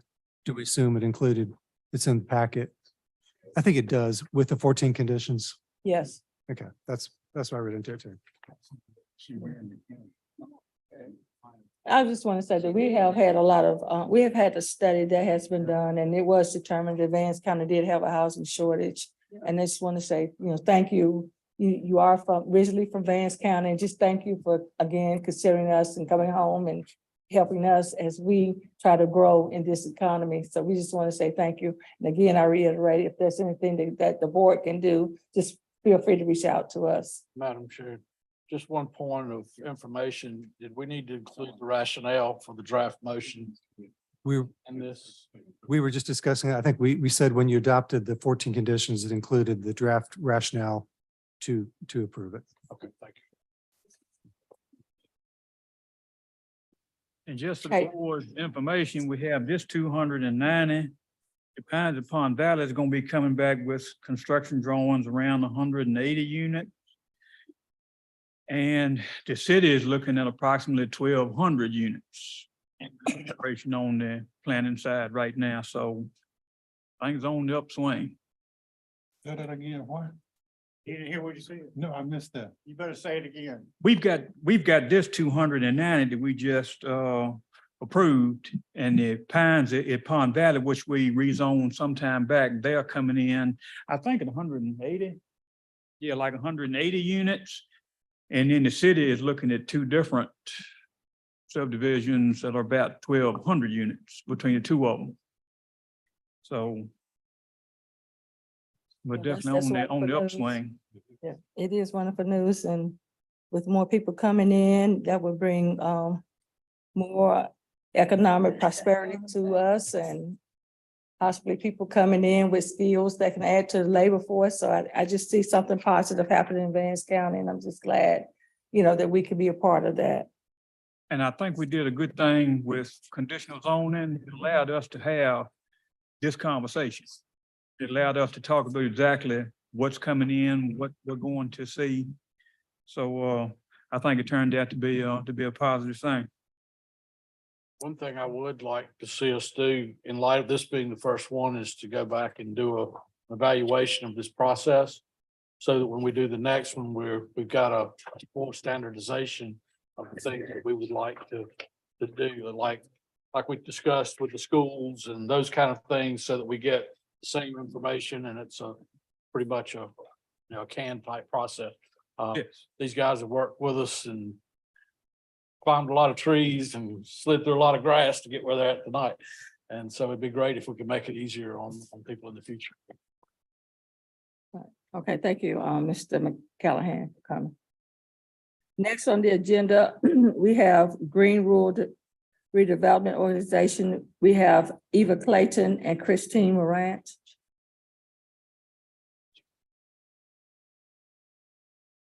I think I passed out to all of you statements, so just refresh my. Oh, yes. I wrote it because I want to make sure I stayed on task. Focus on that. But I want to make a personal note, if I may. I'm very pleased to acknowledge that I'm pleased to see the water system, the regional water system, 100 years ago that I was involved in bringing to this week. So congratulations. Eva, pull the mic down a little bit. Thank you.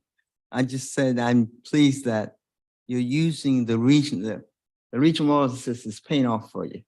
I'm just so pleased that it's happening. And I'm very proud that I had a hand in bringing that to this region. I think we had a discussion on that this morning about your work on that and how. Oh, really? Yes, ma'am, we did. Well, I'm glad it's paying off. Sometimes you don't see the fruit of your labor, but it took a little while, but anyhow, I'm glad to see it. I want to greet you all and thank you for having us. And thank you for serving the county's citizens in the area. I'm a board member of GROW, and I'm here representing the board of the Green Redevelopment Rural Organization. You know GROW as that organization. You know it as a Vance County organization. We started out growing vegetables and vacant lots in the city of Henderson. They not only grew lots, but they also taught those individuals in there what the value of it was and how food could be used as medicine in that area. And later, GROW got the opportunity to provide food to some 9 counties now, including Vance County. And while we're here today you were involved early on with our effort to have a food hub. That food hub was to be in the Eden Johnson Middle School. That school closed, as you know. And in that process, all of the equipment was taken out. We wanted to develop that hub. We engaged your then county manager. He was engaged in involving what we wanted to do to see the idea. We bought what was the type of equipment that the consultant said we needed. And that equipment came. But in the process, we also had to have inspections. And those inspections require certain requirements of construction and reconstruction and having physical handicap areas in the area. And what our contractor said, that it would cost more than $140,000 to do that. Our board said that that is too much. We can't afford it. We don't have the resources. We are nonprofit. And what we're really asking of you is to get out of the contract that we entered. We've been paying you for a contract that we haven't really been using other than the whole equipment for 2 years. And we're asking that you would end that contract at the end of July, if you would. We would hope you would understand why we're doing that. Not because we're not committed to feeding people in the 9 counties, we are. And I tell you why I'm on their board is because I'm committed to the hungry, to feeding those who are hungry, to the poor, and to small farmers who need to have a play in this agriculture system that we have. So hopefully you will understand that, and we ask you to consider action for a vote positive and allowing us to withdraw from that contract. Are there questions? Madam Chair, I have to recuse myself from that vote because I'm on the Grow Board. You said you're gonna continue to feed. Do you have another location? Well, we're looking for a location, yes, for the hub. We are right now providing food through purchasing food. And we have someone who provides the food that we cook that's provided out of a system in Durham. But we box food and we deliver food to now some 9 counties. So we will continue that. So we're looking for a place where there's already equipment. Yes, Can I ask the question, surely. in terms to equip the cafeteria? There was a grant from Duke. Is that the equipment that you're trying to put in, or is that something altogether different? No, the grant from Duke did not fund the equipment. It was the grant from the Blue Cross Blue Shield that Okay, they filled that, fund the equipment. the equipment. So what's going to happen to the equipment? Well, some of the equipment we were trying to sell, some of the equipment we were trying to see if we have value in rehabbing some others that have equipment negative or equipment necessities. But that's not your, the equipment that you got through the grant is not the problem that you're having, $141,000. Mm-mm. Okay, okay. The equipment has been purchased according to the requirement of a consultant who said what type of equipment we needed. What is the issue of the cost is the installation consistent with the inspection requirement. And those requirements to upfit the bathrooms and also to make the handicap efficient. That's where the cost is coming from. And also you have to, let me be thorough in my response. Also, there's a cost in installing that equipment. So the installation of the equipment, the upfitting of the bathroom, as well as making that consistent with the requirement for handicap. Mr. Hester? Madam Chair, this is just brand new coming up right now, and all of a sudden, as far as this is concerned, you may want to turn it over to the Properties Committee and make them make a recommendation to the board. It's We been so did- long since we did this, and that may be a good way to look at doing Okay. it. And I'm just offering a suggestion. Madam Chair. Let me say, I think Mr. Cruz did submit a letter and you have visited the area, so you know the conditions are good. Yes, You've ma'am. had a conversation with him, right? I did meet on site with Mr. Cruz and Ms. Moran? Ms. Moraine, thank you. And toured the facility, and the equipment's all sitting out there. It's basically still wrapped in the wrappings. It has not been hooked up and utilized in terms of what they've purchased. I would almost go with Mr. Hester's recommendation to send it to the Properties Committee for the fact, one fact, right now you're relying upon, based upon the original lease, about $28,000 in income from that. But also, as the finance director just pointed out to me, that some of that equipment might be able to be used at the detention center, the jail, the kitchen equipment. So maybe there's some type of a trade, partial trade for getting out of the lease and maybe a trade-off using some of the equipment at the detention center. Let the Properties Committee bring back a recommendation to you at your next meeting. Let me respond to that, if you may. Also, we've been paying $20,000 and we haven't used the facility, you know that. We have been paying $20,000 for the last 2 years. Well, 24,000 really.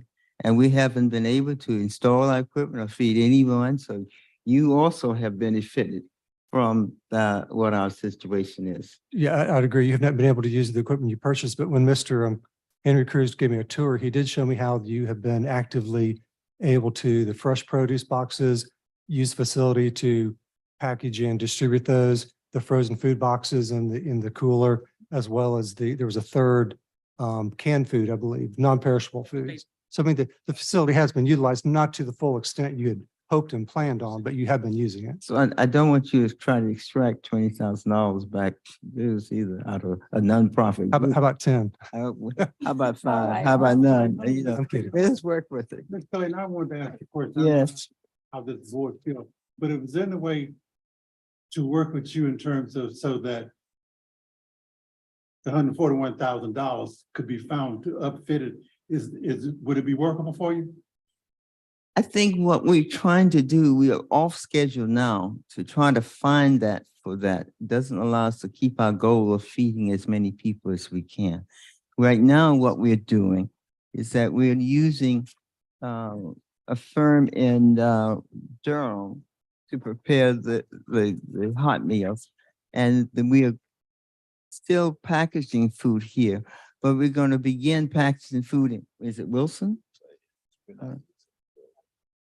And Rocky Mount. Mhm. And Henson. Okay. So All right, I think, the recommendation from the board right now is they go to our property okay, committee, so we're gonna refer it to the property committee and let them come back with a recommendation to the full board. really, But we have, been able to read the information that you presented. yes. We heard your concerns and, we are aware of what your situation is Okay. and the difficulty. And we do recognize that you are a nonprofit, and so you have limited resources. Yeah. And so we do recognize that as well. Thank you for your time and your consideration. All right, thank you.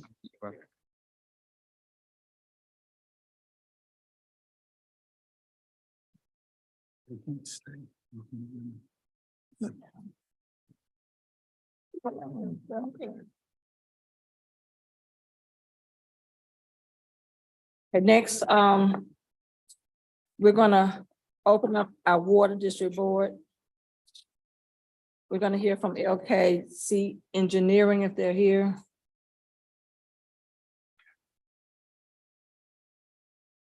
Madam Chair, we have Logan Parsons with LKC coming before you right now. We also have Frank Frazier with the Curtar COG who's worked on this project, but I think Logan's gonna maybe handle it from the front end.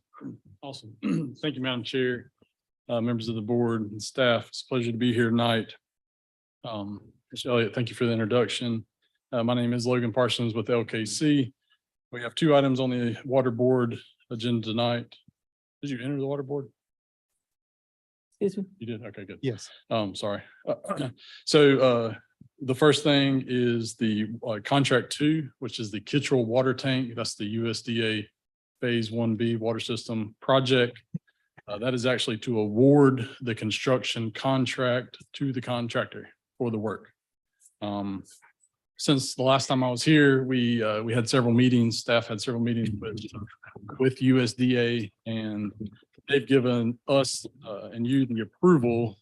You know, there's two projects for Phase 1B, contract 1, which is the water lines, contract 2 is the tank. So they've given us the approval to move forward with contract 2, utilizing the funding that is in place, and start construction on that while we work out the details of contract 1 and hopefully find some subsequent funding for the water lines. So the recommendation tonight is to award the contract to Pittsburgh Tank and Tower Group. They're out of Henderson, Kentucky. We've worked with them multiple times, and they're subcontractors that will do all the blasting and painting on the tank.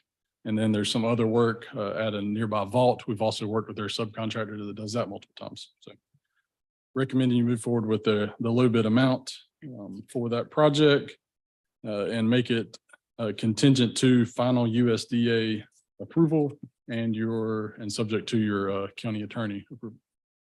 Any questions? Does anyone have any questions? Okay, we had already voted that we needed to go ahead and upfit this water tank. We had already approved that at a prior meeting. Now we found someone who can do the work for us. So does anyone have any motions? I'll make that motion to award it if you want. Okay, so a motion has been made. Any further discussion? So motion has been made by Commissioner Hester, seconded by Commissioner Austin. All those in favor? Aye. Any opposition? The ayes have it by unanimous vote, so it's so approved. Excellent. Thank you. So the next item on the agenda is the the water AIA. That is the funding application that was submitted last year. Actually, it was submitted in the fall of 22 to complete the water system AIA. That's the asset inventory and assessment. That covers your entire water system. This updates your maps, scans all of your existing data, creates digital records of it, updates your model, provides a capital improvement plan, operation and maintenance plan, helps you comply with a recent regulation change with the lead service line inventory. And Vance County water system is designated as distressed per the state evaluation. And this helps you, it's actually a requirement to have this asset management plan and CIP, and rate study is one component that will have to be done. All that will be completed as part of this project. And you have to complete it since the system is designated as distressed. So this gives you the funding to do that, and it is a $250,000 grant that is does not require a match. Questions about the AIA project? You did go through an RFQ selection process. So Madam Chair, staff recommends LKC Engineering to perform this task. Okay, staff is making this recommendation. Are there any motions from the board members? Madam Chair, I move we award the project to LKC Engineering, approval of the engineering agreement that is enclosed in the agenda packet. Okay, motion has been made and properly second. Any further discussion? All those in favor say aye. Aye. Any opposition? By unanimous votes, I have it so approved. Great, thank you. Just That's all I have for the water district initiative. while I'm thinking about it, I got a call this weekend, said there's a water leak on North Chavis. Middle road. Near Small cabin on the left down there. Someone take a look at that. Next, we'll have our monthly operations report. Thank you. Okay, next you have I'm sorry, did you mention the monthly operations report? Yes, Okay. we are complete. Look, We've Chris. approved for the LKC Engineering. We've made that approval by unanimous vote. The next we'll have the monthly operations report. Yes, ma'am. Madam Chair, there's no changes. The monthly operations reports in your packet, and there's no significant changes from prior months. Does anyone have any questions concerning the operations report? Since there's not been any changes, I don't believe we need to take any actions at this time. Unless anyone has any further comment, I will close the Water District Board. Next, we'll have the committee reports, the recommendations. Madam Chair, on the committee reports, the Planning Environmental Committee, which met in relation to the Poplar Creek subdivision, which you handled as part of the rezoning. I think unless you'd like Mr. Dillon to read what was discussed at the meeting, you've really already handled that. So it's up to you as a board. Okay, we'll move on. We have already discussed the item listed as line item 9 on our agenda. So we're going to move to our county manager report. Line item 10. Thank you, Madam Chair. So the first item, actually, I had introduced Frank Fraser with Curtar Cog. He's actually here for this one, along with Logan Parsons of LKC. You've got with the Henderson Advanced Industrial Park in terms of the what they call the Department of Commerce Industrial Development Fund, their utility account funding assistance. And on this one, we have a resolution prepared, and actually, Mr. Fraser emailed us, contacted us later this afternoon. On the resolution in your packet, they've asked us to add a number 6 on this.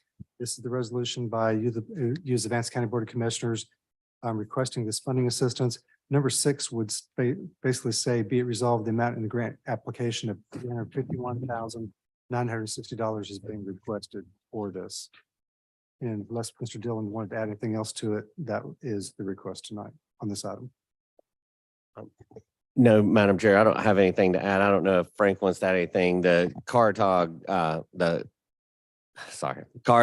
cog is handling the grant administration. They've done an amazing job. And LKC Associates are handling the permitting. We're hung up on one aspect of permitting with the Corps of Engineers, but we hope that we've got all the information to them that'll get that moving fairly quickly and we can get this to bid. But this is additional grant funding from the state that Frank and our team were able to draw down. So we appreciate any support. And Frank, I don't know if you want to say anything or it's totally up to you.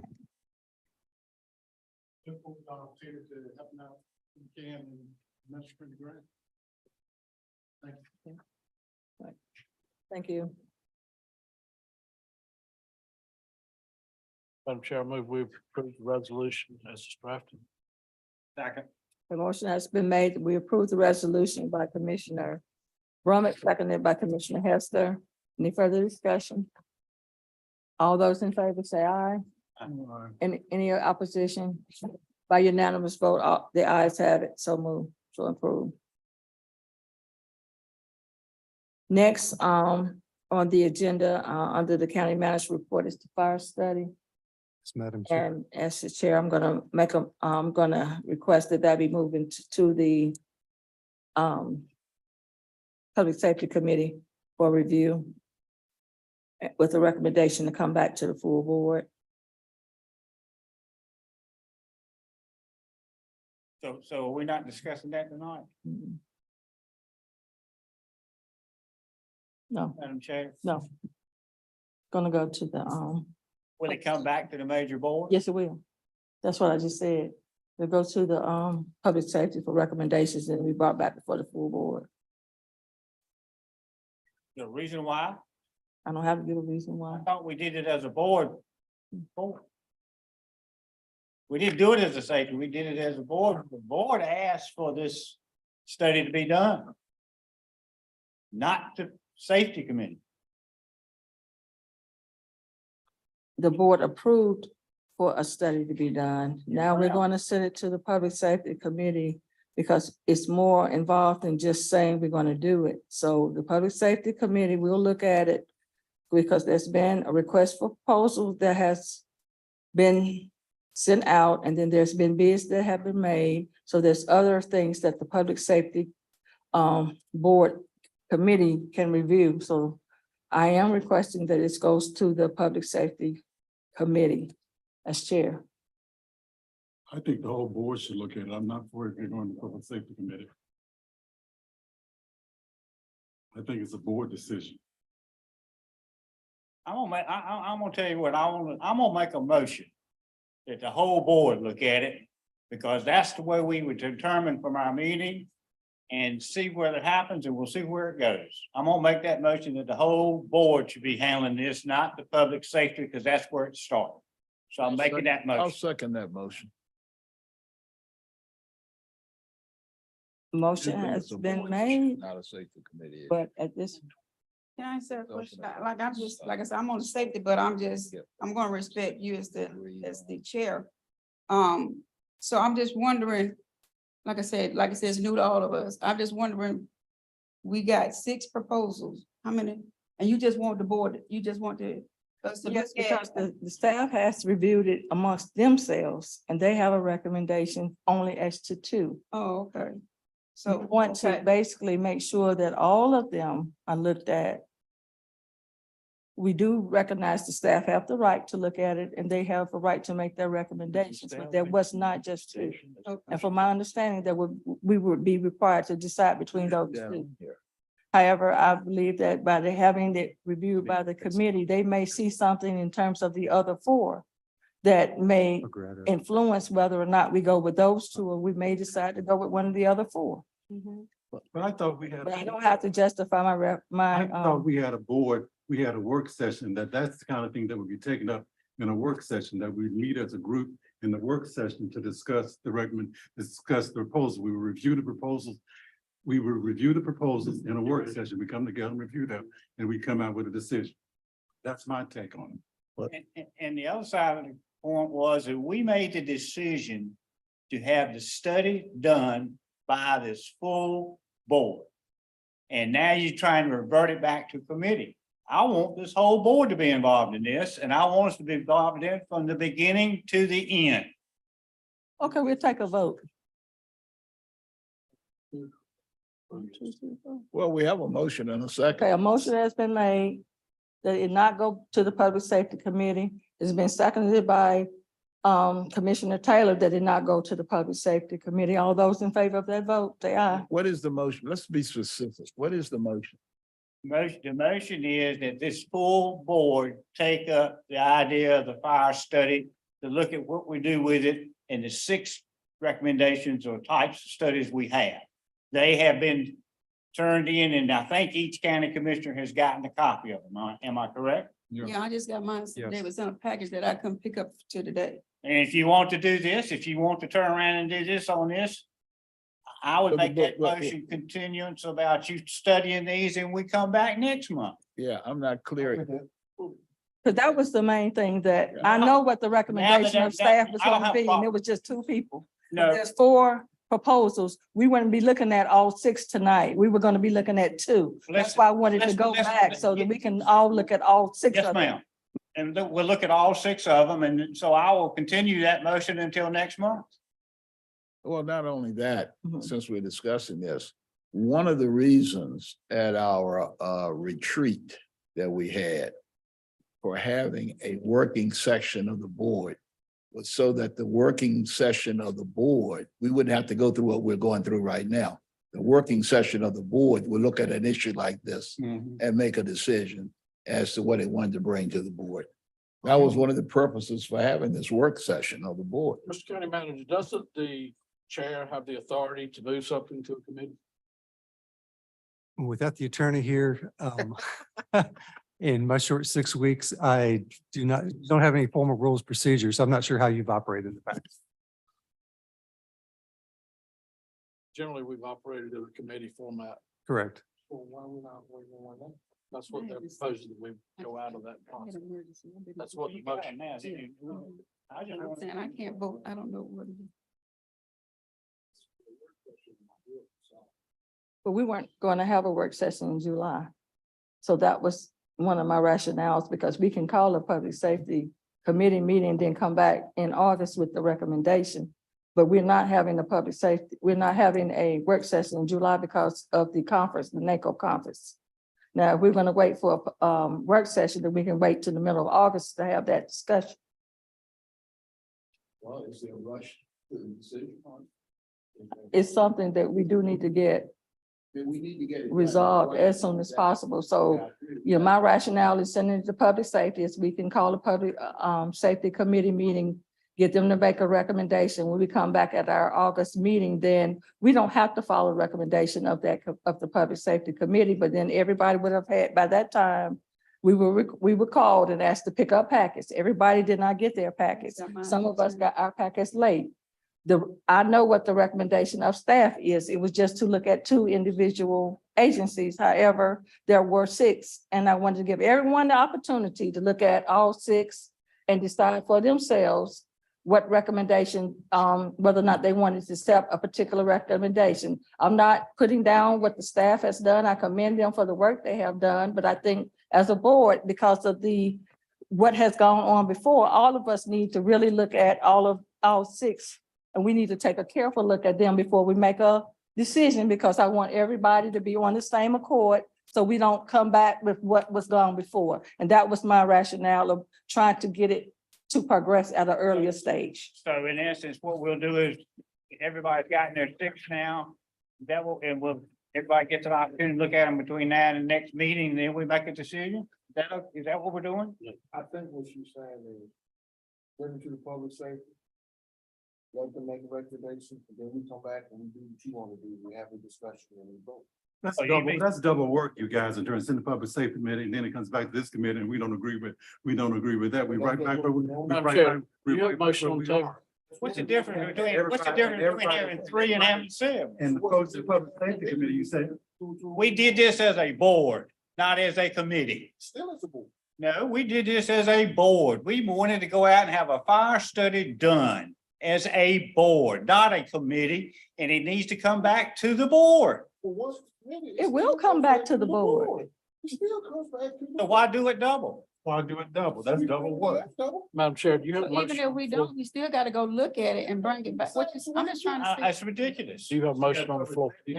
Okay, at this point in time, are you postponing your, motion or you want us to go ahead and vote on it tonight? I want to make a motion that we continue this until the next board meeting on the fire. So are you withdrawing the first motion? that Yes, you- ma'am. Okay, so first motion has been withdrawn. Are you withdrawing, you're withdrawing your second, is that correct? Yeah. Okay, so now Tommy Hester has made a new motion that we continue the issue until the August, Board meeting, board meeting in terms of looking at the fire study. fire study. Cause I haven't looked at any of them. I just got my report. Yeah, and I understood that. That's why I knew we were not ready tonight to go Not forward. looked at. I just got it tonight. Okay. Off question, Madam Chair? Question. Go ahead. No, we just vote. At this point in time, the motion has been made that we postpone any vote on acceptance of the bids for the study tonight, and that be moved until our August 2023 meeting. It has been seconded by Commissioner Taylor. All those in favor? Say aye. You need to, because I'm not hearing, we need to clarify. So those in favor say aye. Individuals, starting with you, Mr. Taylor. Mr. Austin. Nay. All right. Do we have another promotion? Or we just doing this? Her recommendation is to go to committee. Continue to next month is all we're doing. Next month. Yes, I mean, that's what we want to continue. No, I'm gonna say no. I don't know. We gotta, I don't know. I'm just confused now. And Mr. Esther. I'm for continuing. Okay. At this time, I'm saying nay. Oh, okay. So it goes to committee. Oh, committee, okay. But I'm also requesting that it does be put on our August agenda for vote. But it'd be just, we would just have a recommendation from the public safety, whether we go along with that or not. It's still coming before the committee on the August, under those circumstances.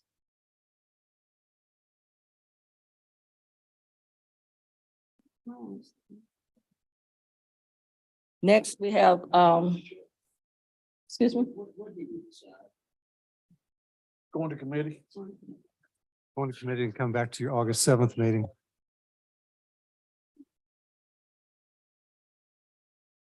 Voted against the motion. Oh, the motion didn't carry. Correct. Let's go to, on our agenda to D, number D. Actually, item C, Madam Chair, if we Okay. could consider the EMS land termination. So as you're aware, you entered into a contract to potentially purchase new property to build a new EMS station. And the county attorney was able to get the restrictive covenants amended or adjusted by the seller. And in the process of that, the contract expired. He would like the board just to enter into the record a vote to terminate the land purchase contract as you previously entered into. Madam Chair, I move we terminate the land purchase contract for EMS properties previously entered into. Second. Okay, motion has been made by Commissioner Brummett. It's been seconded by Commissioner Faines. All those in favor say aye. Aye. We're in the vote now. All those against it say nay. No. No. Okay, because everybody's not paying attention and listening, I'll start with you, Mr. Taylor. Mr. Taylor, are you in favor of termination of the contract for the EMS land, or aye or nay? I'm in, where I am on that is I do not want to terminate that contract until we found a new place. I want that to be on it. I mean, but in essence, the contract is dead because I mean, Well, if the contract's dead, why is it up here unloaded? the county attorney requested it. County attorney wanted the board to take positive action, finalizing the situation. That's all it is a formality of going through this process. They were unable to negotiate the restricted covenant changes. And so the contract terminated because of lack of being able to do that. And as a subsequent action, if the board wanted staff to investigate other options, then we need to be directed otherwise. But for now, this contract needs to be terminated. Yes, sir. Yes, sir.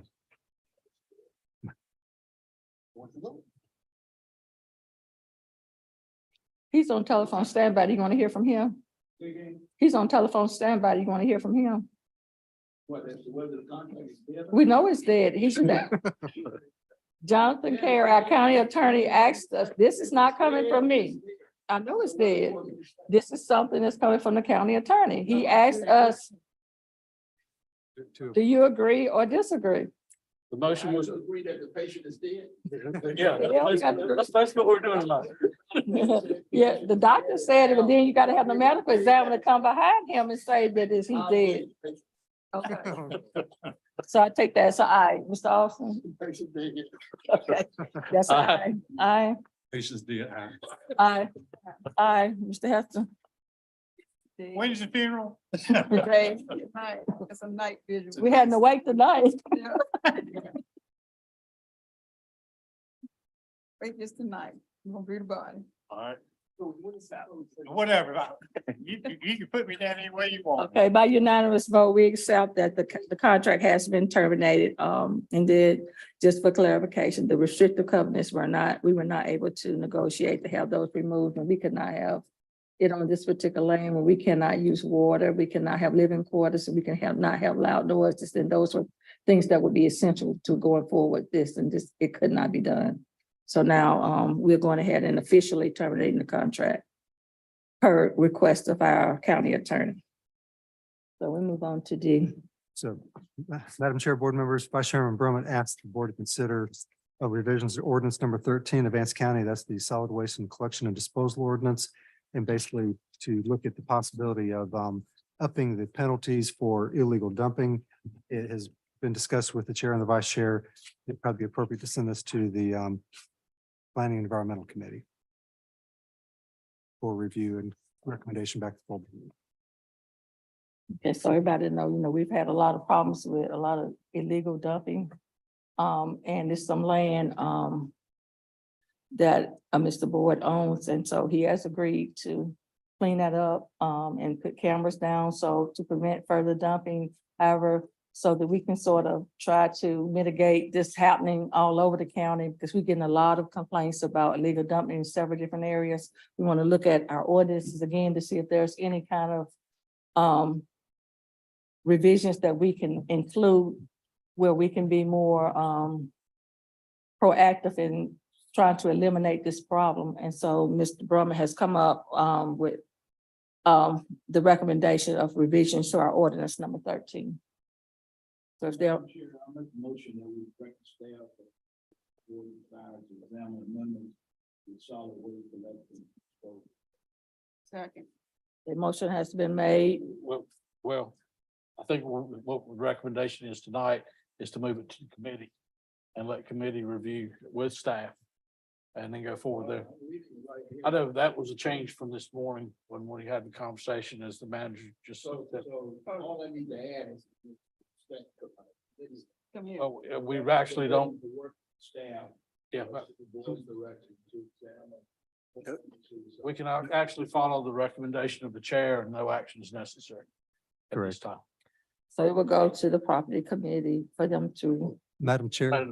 the planning environmental to look at the revisions that's to be made to the ordinance, but it will come back once the recommendation is made to the full board for a decision on that. But in the meantime, with the assistance of staff, the committee, we just try to get some kind of revision so that we can sort of help alleviate the problem we have with all of this dumping and trash. And, because I'm getting calls, I'm pretty sure that some of the other commissioners are getting calls about the illegal dumping and solid waste collection issues. And so we want to go ahead and move that to committee so we can start looking into that, and so we can try to come up with a good solution. Madam Chair, you asked me to add an additional item on the report, and that is the auditing of the county's fiscal year 22-23 books, and all the commissioners have received paperwork from the auditor to execute and turn back in. Just make sure that if you would turn that in timely. Right. All of us have gotten that in on our email. And I just want to remind everybody that it has come out so that everybody can go ahead and get those documents filled out and turned back in so that they can conduct their audit. Okay, next on our agenda is the consent agenda items. Move for approval of consent agenda. Okay, motion has been made that we approve the consent agenda by Commissioner Brummett, seconded by Commissioner Taylor. All those in favor? Any opposition? By unanimous vote, ayes have it. The consent agenda is. Next, we go to our appointments. I'll turn that over to Ms. Grissom. Appointments for July, reappoint Brian Boyd to the Airport Authority. Reappoint Lois Williams to the Nursing Home Advisory Committee. Reappoint Christine Benderson and Brooke Spencer to the Library Board of Trustees. And reappoint Yolanda Feemster to the Rural Transportation Advisory Committee. Motion to approve them all. Second. The motion has been made for approval of all appointments. It has been properly second. All those in favor? Any nays? By unanimous vote, the ayes have it, so approved. And so, And then we need to appoint a voting delegate and alternate to the NCACC conference in August.